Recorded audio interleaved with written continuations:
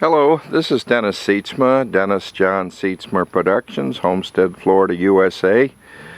The video log for today is installing the fuel injection, the Spider, the 1992 to 1995 Spider, Central Multiport fuel injection, also called CPI, in the 1994 project van.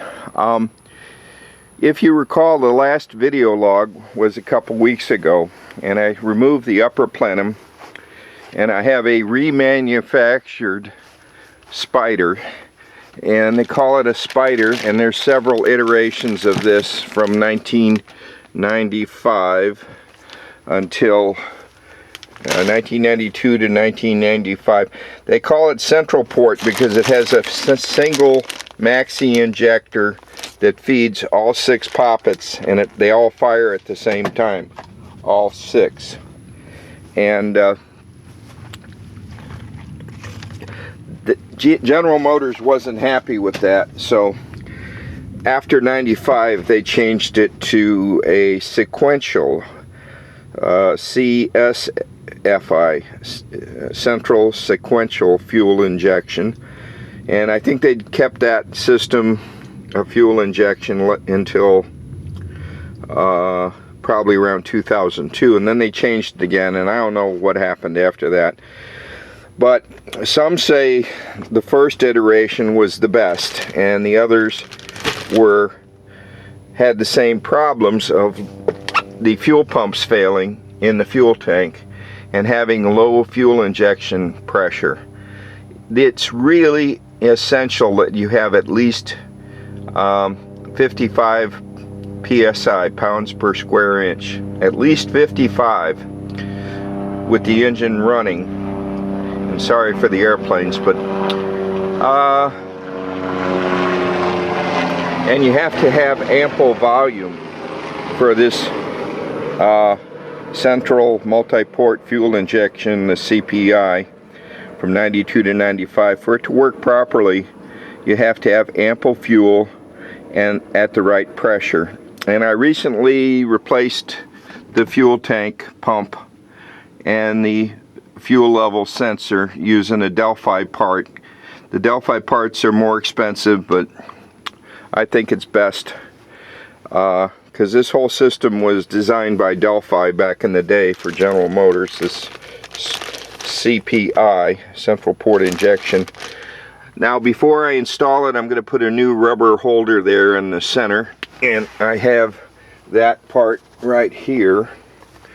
This is an SK96 made by Standard Ignition, and you put that in first, and then after that you kind of a rubbery thing, but make sure you get the fuel lines, the supply line and the return line done correctly, because I made a mistake and the supply line popped off and flooded the plenum, and that caused gasoline to pool and go in the number 3 cylinder, and it may have caused it to bend a rod from hydrostatic lock, maybe, because now I got weird engine noises.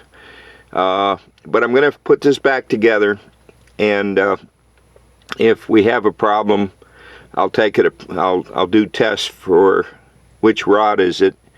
And on this 1994, I've had the pan off, and there's enough room under there you can pull the pan without taking the engine out. And once the pan is off, you can change the fuel pump if you oil pump if you need to, or see which rod you can repair, and if there's any damage to the journals on the crankshaft, and repair it without taking the engine all apart. Or if you have to, you have to take the lower end off and then pull the heads, and hopefully you can squeeze the block out of here without cutting. This front section, the Astro vans tends to be a little weak anyway with rust and setup, and people have to have a new radiator support fabricated or replaced somehow. Usually fabrication's better because then you can fabricate it to your specs using heavier metal and get a real good job if you can find a artisan to do that. Anyway, like I said, it's August 11th, 2023. August 11th, it's a Friday. I may have forgot to say that earlier.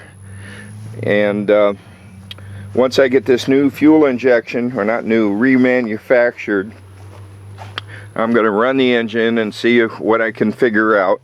See if I can get this driving on the road again. And if not, I'll do something else. I don't know what.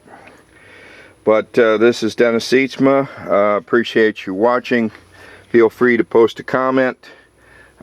If you like anything in this video, please give me a thumbs up. You don't need to subscribe unless you want to keep up with my video logs. August 11th, 2023.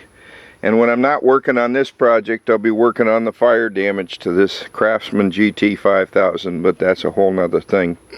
I'll be multitasking between the two projects, weather permitting. It's really hot and steamy today, so I'll be taking frequent breaks to get out of the heat. And I'm hoping I don't have to take the engine out of this. But if I do, I'll either have it remanufactured or just do repairs. I like the idea of repairs because a lot of people ask me to do much more than is just required. I could probably pull this block out and re-ring it and be happy for a long time. So, thanks for watching.